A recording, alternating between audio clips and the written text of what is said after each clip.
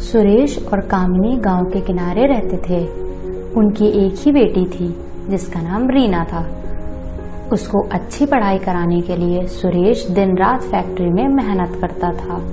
पिताजी, मैं स्पोर्ट्स में फर्स्ट आई हूँ और अब अगर मैं पढ़ाई में भी फर्स्ट आती हूँ तो मुझे आगे की पढ़ाई के लिए फ्री स्कॉलरशिप वाली सीट मिल जाएगी। अरे वाह बेटा, ये सुनकर मुझे बहुत ज्यादा खुशी हुई है। तुम इसी तरह से मन लगाकर पढ़ाई करो। मैं तुम्हारी पढ़ाई के लिए हर तरह से मेहनत करूंगा और तुम्हें बड़ा से बड़ा डॉक्टर बनाऊंगा। सुरेश के घर के सामने एक बड़े से बंगलों में मयूर और काव्या अपनी बेटी ईशा के साथ रहते थे। मयूर एक बहुत बड़ा बिजनेसमैन है और सुरेश उसी की फैक्ट्री में काम करता है। उसके घर पे सारे काम करने के लिए नौकर चाकर थे जो घर का सारा काम करते हैं। रीना और ईशा एक ही स्कूल में पढ़ते थे। रीना हमेशा पढ़ती रहती थी और ईशा हमेशा टाइम पास करती और दूसरों को परेशान करती रहती थी। ओए रीना, हम सब कैंटीन जा रहे हैं, तुम भी चलो हमारे साथ। चलो आज तुम कुछ खिलाओ चल के। नहीं ईशा, तुम लोग जाओ, मुझे एग्जाम्स के लिए प्रिपेयर करना है। हाँ, तुम कैसे खिलाओगे? तुम्हारे पास खुद के खाने के पैसे शायद मुश्किल से ही होते हैं, गरीब लोग। ईशा मन में सोचती है, कितनी अकड़ है इसमें, मुझे मना कर रही है, सिर्फ पढ़ाई का दिखावा करती रहती है। इसको तो अच्छे से सबक सिखाऊंगी। इतना सोचकर ईशा और उसके दोस्त वहां से चले जाते हैं। रीना इन सब बातों पे ध्यान नहीं देती है। मुझे इस बार फर्स्ट आना है और किसी भी तरह मुझे बेस्ट स्टूडेंट का अवार्ड भी जीतकर अपने माँ और पिताजी का भरोसे पर खरे उतरना है। कुछ दिन बाद एग्जाम्स होते हैं और इस बार रीना अपनी मेहनत से क्लास में फर्स्ट आ जाती है। और इस बार हमारे बेस्ट स्टूडेंट का अवार्ड जाता है रीना को।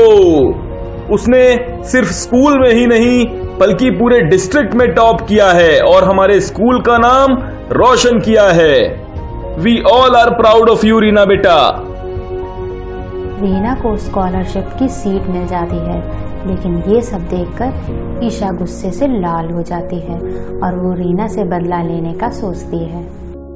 अगले ही दिन सुरेश जिस फैक्ट्री में काम करता था वहाँ उसका एक्सीडेंट हो जाता है। उसके हाथ और पैर टूट जाते हैं। सुरेश जी को बहुत ज़्यादा चोट आई है। उन्हें कम से कम 4 महीने का बेड रेस्ट करना पड़ेगा और ये दवाइयाँ मैंने लिखी हैं, ये दवाइयाँ भी खानी होंगी, तभी वो सही हो पाएंगे। उधर घर पे सुरेश रो रहा था। मुझे माफ कर दो बेटा, इस वक्त मुझे तुम्हारी पढ़ाई में सपोर्ट करना चाहिए, लेकिन मुझे तो तुमसे ही सेवा करवानी पड़ रही है। पिताजी, आप दुखी मत हो, मैं अच्छे से पढ़ाई करूंगी और आपका ध्यान भी रख लूंगी। 8-10 दिन बाद ही उसके घर के हालात बिगड़ने लगते हैं। घर के सारे पैसे दवाई में खर्च हो गए हैं और राशन भी खत्म हो गया है। कामिनी सुरेश के पास जाती है। सुनिए जी, घर का राशन भी खत्म हो गया है, आप कुछ बताइए क्या करना है। रुको, मैं अपने फैक्ट्री के मालिक से पूछता हूँ, वो जरूर हमारी मदद करेंगे। हेलो साहब, मैं सुरेश बोल रहा हूँ। हाँ सुरेश, बताओ तुम्हारी तबीयत कैसी है अब? साहब, अभी तो दवाइयाँ चल रही हैं, मुझे आपकी मदद चाहिए थी। वो दरअसल मैं काम नहीं कर पा रहा, इसलिए घर चलाने में दिक्कत आ रही है। क्या आप मेरे पत्नी को कोई काम दिलवा सकते हैं जिससे घर में थोड़े पैसे आ सकें? आपकी बहुत दया होगी साहब। हाँ बिल्कुल सुरेश, हमें तो अपने घर पर ही काम वाली की जरूरत है। तुम अपनी पत्नी को आज ही हमारे घर भेज देना, वो हमारे घर पर आकर काम कर सकती है। जी साहब, बिल्कुल, आपका बहुत बहुत धन्यवाद साहब। अगले ही दिन कामिनी फैक्ट्री मालिक के घर पहुंच जाती है। वहां उसे काम मिल जाता है। रीना दिन रात मेहनत करके अपनी पढ़ाई करती है और फिर धीरे धीरे सुरेश की तबीयत भी कुछ सुधार होने लगता है। एक दिन संडे की सुबह जब कामिनी काफी देर तक बेड से नहीं उतरती है तो रीना देखकर वहां आती है। क्या हुआ माँ, आज तुम काम पे नहीं गई? और तुम्हारा बदन इतना गर्म कैसे है?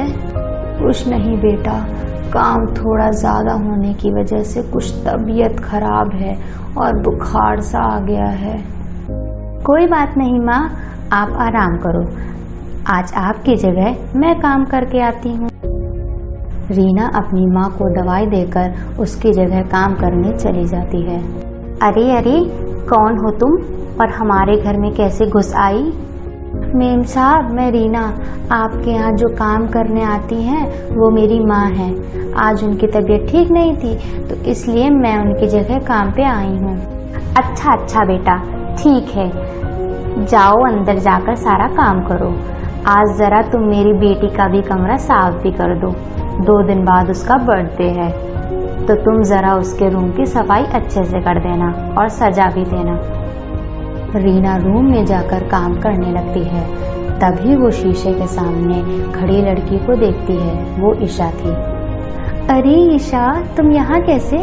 रीना, तुम इस घर में क्या कर रही हो? ये मेरा घर है, तुम यहाँ कैसे आई? ईशा बेटा, एक्चुअली हमारे यहाँ जो आंटी काम करती है ना, ये उनकी बेटी है। आज उनकी तबीयत ठीक नहीं थी, इसीलिए ये उनकी जगह काम करने आई हुई है।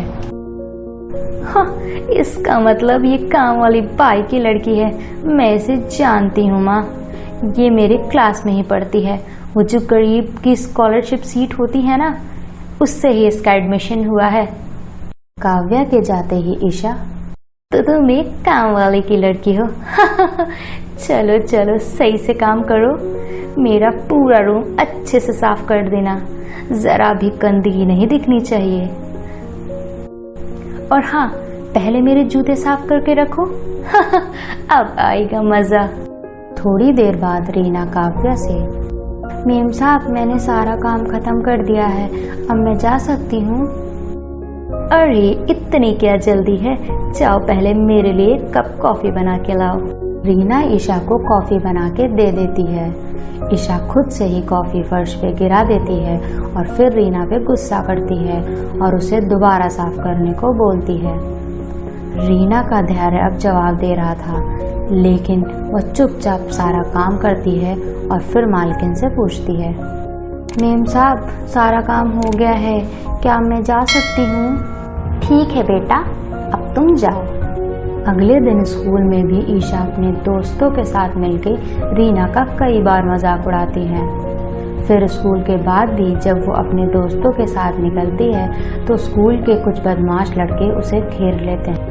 ए लड़की, सुन तो जरा, अरे कभी हमारी तरफ भी तो प्यार से देख लिया करो, हम भी तो आशिक हैं तुम्हारे। हाय, ये लड़की जान ले लेगी। ईशा बहुत डरी हुई होती है। ये सब देख के ईशा के दोस्त वहाँ से भाग जाते हैं। उधर रीना भी ये सब देख रही होती है। वो दौड़ के उसके पास जाती है। अरे तुम लोगों को शर्म नहीं आती है एक लड़की को छेड़ते हुए? वो उनके पास जाके लड़के को थप्पड़ मार देती है। बाकी लड़के भी थोड़ा सहम जाते हैं। फिर वो पास में पड़ी एक लकड़ी को उठाती है और जोर से मार देती है। ईशा, तुम परेशान मत हो, मैं इन कमीनों लड़कों को सबक सिखाती हूँ अभी। इतना बोल के वो बिना कुछ सोचे उन लड़कों को डंडे से मारने लगती है और वो लड़के भी रीना पे हमला करते हैं। इतने में कुछ देर पे वहाँ भीड़ जमा हो जाती है और वो उन लड़कों को पकड़ के पुलिस के हवाले कर देते हैं। रीना, आज मैं बहुत शर्मिंदा हूँ। मैंने हमेशा तुम्हें नीचा दिखाया, तुम्हारा मजाक बनाया और मुश्किल समय में तुम ही मेरी जान बचाई। I am so sorry Reena. अरे नहीं ईशा, सॉरी मत बोलो, तुम मेरी दोस्त हो। ईशा रीना को अपने घर साथ ले जाती है और अपने मम्मी पापा को सारी बातें बताती है। शाबाश बेटी, आज से मेरी 2 बेटियां हैं। रीना बेटा, आज से तुम्हारे घर का और पढ़ाई का दोनों का ध्यान मैं ही रखूंगा। मयूर उसके मम्मी पापा का अच्छे हॉस्पिटल में इलाज करा देते हैं। सब लोग बहुत खुश हो जाते हैं। रीना और ईशा पक्के दोस्त बन जाते हैं।